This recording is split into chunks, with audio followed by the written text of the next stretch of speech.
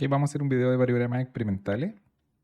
La geoestadística se basa en la continuidad espacial de las variables, que corresponde a el nivel de similitud o desimilitud que tienen la variable consigo misma a cierta distancia. Existen muchas formas de medirla. Básicamente es el variograma, correlograma y covarianza. Son las tres métricas de continuidad espacial más utilizadas. La idea central es tratar de caracterizar esta relación que existe entre los pares separados a cierta distancia, y obviamente uno repite este cálculo para distintas distancias. ¿Cuál es el tema fundamental? Es lograr establecer una relación entre la misma variable a cierta distancia. Es la clave para poder inferir el valor de esa variable en sitios que no tenemos mediciones. ¿Cuál es el objetivo de los variogramas? Es tratar de describir de alguna manera la continuidad espacial del fenómeno. En esta imagen vemos tres casos con distintas continuidades. La primera imagen muestra un fenómeno muy difusivo, muy tranquilo, súper suave. La segunda con algo más de ruido y la tercera ya es casi sin estructura alguna, no se ve un patrón tan claro.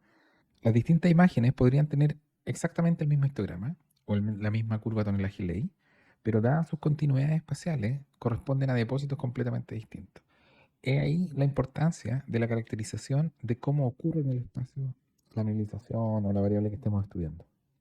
Vamos a repasar las herramientas de continuidad espacial correspondiente a la nube de correlación diferida, covarianza, variograma y correlograma.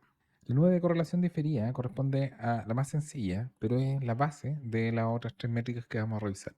Vamos a ver un caso correspondiente a un dato de sondaje. Vamos a mostrar que tenemos un dato de sondaje y lo que están viendo acá las leyes que van entre 0 y 15%. Y este perfil muestra cuáles son los valores de esas leyes. Vamos a imaginar que cada una de estas medidas están a 1 metro de distancia y lo primero que vamos a hacer es relacionar el primer dato de 9,74 con el valor de 13,66.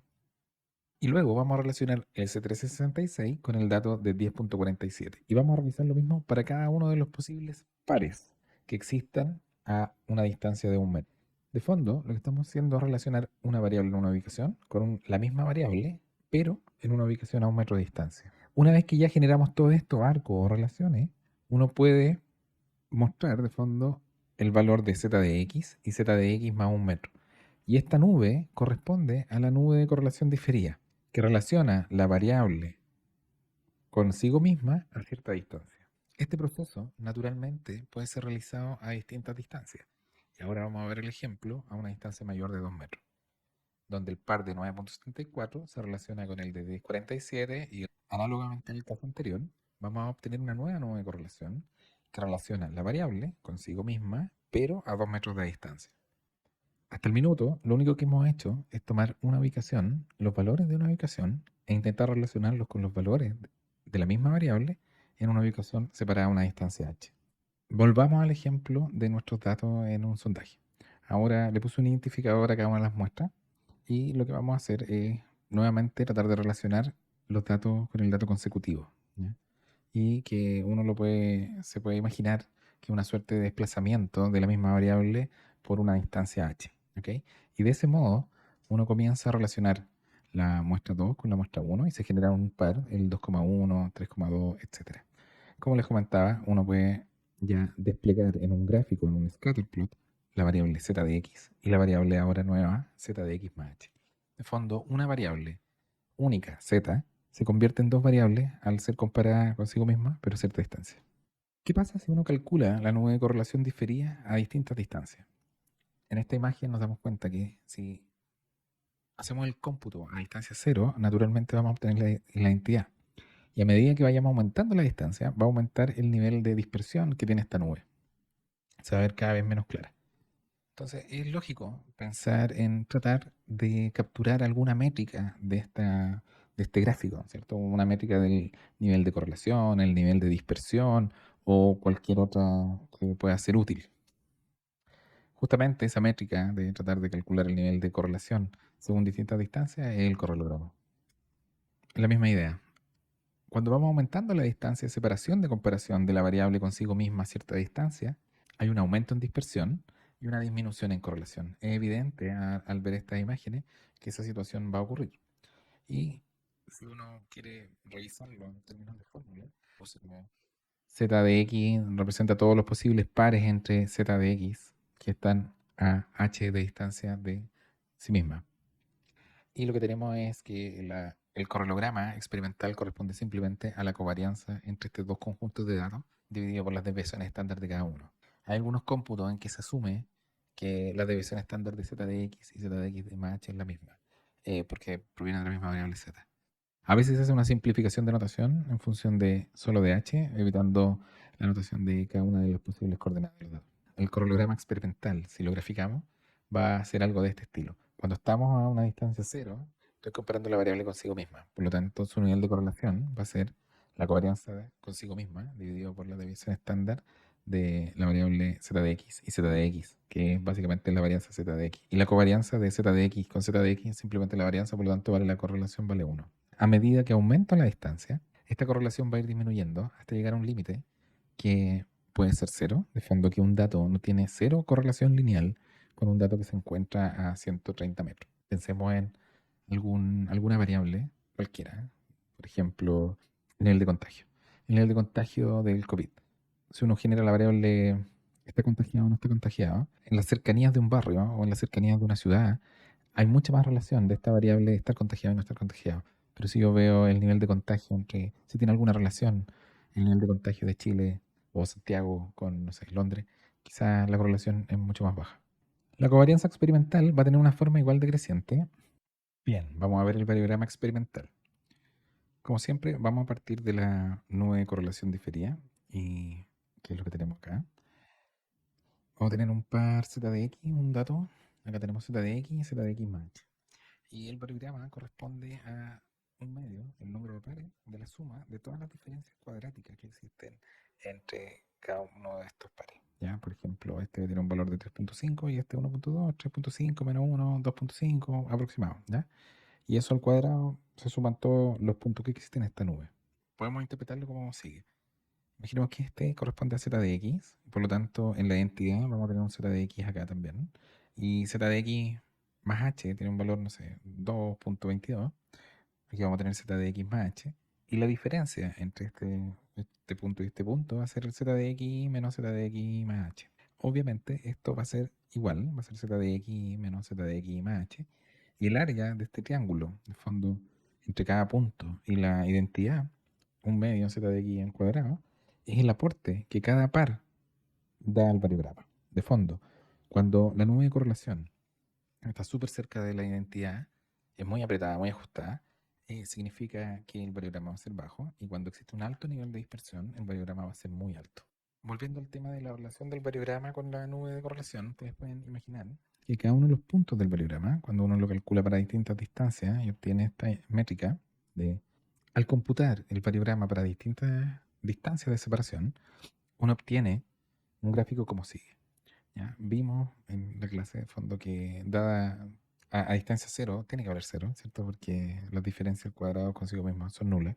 A medida que aumenta, lo que va pasando es que uno va perdiendo el grado de similitud entre la variable o aumentando la disimilitud. De fondo, un poco inverso a la correlación, ¿ya? Pero no habla del grado de dispersión que existe entre los datos y consigo mismo a distintas distancias. Este gráfico es solamente para ilustrar de que cada uno de los variogramas, cada uno de los puntos del variograma que se calculó, proviene al final del día de una nube de correlación diferida. Y al principio, cuando tenemos un valor bajo del variograma, significa que estoy cerca de la identidad de cada uno de estos pares, por lo tanto tienen un valor bajo. También en general eso implica una correlación más alta. A medida que comparo los pares de datos a distancias mayores, empieza a ocurrir esto, que es una pérdida de correlación y un mayor nivel de dispersión. E incluso sobre la meseta, sobre la varianza total, uno puede encontrar relaciones negativas entre la variable y consigo misma a cierta distancia. Ok, vamos a ver algunas características del variograma experimental. Bueno, una de las características principales del variograma es que nos entrega información acerca del fenómeno que estamos viendo. Primero, el crecimiento nos habla de la forma en que las leyes pierden esta continuidad consigo mismas. El segundo aspecto tiene que ver de hasta dónde los datos tienen cierta relación espacial consigo mismos. En la distancia a la cual los datos ya no tienen relación consigo mismos y que en general es donde se estabiliza el variograma, le denominamos alcance y corresponde al área de influencia que te puede llegar a tener los valores consigo mismos. El origen nos habla de la continuidad o regularidad de la variable a corta escala. Nosotros vimos que por construcción, a distancia cero, el variograma tiene que valer cero. Cuando existe algún salto en el valor del variograma, en la cercanía del origen, nos habla de una existencia de un fenómeno de microescala o un problema de muestreo. Este fenómeno se le llama efecto Pepita. Por otro lado, cuando computamos el variograma en distintas direcciones, somos capaces de identificar si existe alguna dirección que es más continua que otra. Y eso es clave. Bien, vamos a ver el tema de el comportamiento en el origen y un poco la regularidad espacial. Tenemos tres imágenes. Cada una de estas imágenes, si se fijan, tienen un comportamiento diferente. La primera imagen nos muestra una variable muy regular, donde las leyes gradan entre valores altos, medios y bajos muy suavemente. El comportamiento que tiene este tipo de variable es un comportamiento parabólico en el origen. Y es muy común en fenómenos muy suaves. Por ejemplo, cuando uno computa a distancia un contacto, o variables muy suaves que sean muy diseminadas. La segunda imagen nos presenta una variable que tiene un cambio un poco más abrupto y cuya regularidad de borde es bastante baja. Si se fijan, no son bordes suaves, no son bordes que si uno contornea con la primera imagen, que es algo muy suave. Los bordes son irregulares. Si uno truncara esta imagen, nos va a quedar como una suerte de textura, como se ve de repente en texturas de reemplazo y cosas de ese estilo. ¿Ok? Y la tercera imagen muestra un comportamiento muy errático. De fondo, estoy en un valor alto y empiezo a bajar de una distancia muy corta a otra. La tercera imagen tiene lo que se denomina un efecto Pepa. A distancia cero claramente hay un brinco en los valores y esto, como lo comentábamos, puede corresponder a un efecto de micro escala de algún fenómeno muy de corta escala o un problema de muestreo. El comportamiento lineal en el origen tiene esta textura que es muy común. De hecho, si ustedes eh, pueden ver, a veces las nubes tienen texturas muy parecidas a esta. Y el comportamiento parabólico nos habla de un fenómeno muy suave. Vamos a ver el tema del alcance. En tres imágenes que tienen un comportamiento regular, súper suave en el origen, todos tienen un comportamiento parabólico en el origen. La única diferencia entre las imágenes corresponde a una modificación en el alcance. La primera imagen muestra un alcance de 50 metros. Se dan cuenta cómo los valores corresponden a valores, a cúmulos con valores similares, ¿cierto? Rojos, algunos azules y los valores medios en su interior. 100 metros ya la continuidad es mayor, estos cúmulos son mucho más grandes. Y ya cuando lo vemos a 300 metros de alcance, como la imagen va entre -500 y +500,